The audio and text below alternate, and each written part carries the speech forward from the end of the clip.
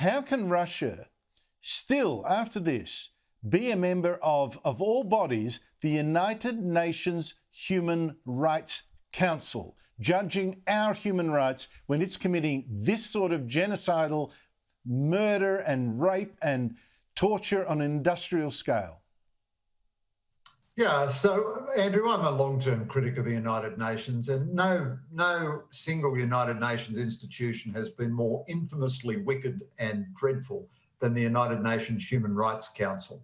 You remember once the United Nations decided that Zionism was racism, and the greatest speech ever given at the UN was by Daniel Patrick Moynihan, the US ambassador, who said this infamous word will never be accepted by the United States.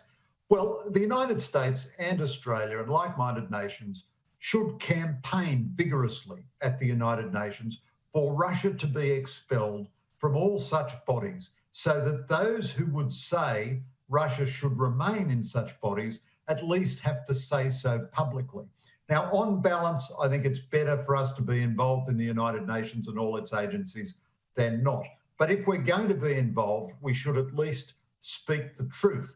We should not allow Russia to express an opinion on human rights within Australia in some United Nations body and then us respond respectfully as though they're Canada or Italy or something.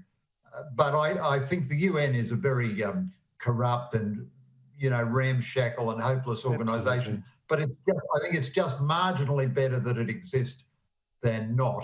But it does tell you everything you need to know. Yeah, but we haven't even talked about the Chinese participation in UN bodies, in fact, domination of several of them. Greg, Sheridan, thank you for your time.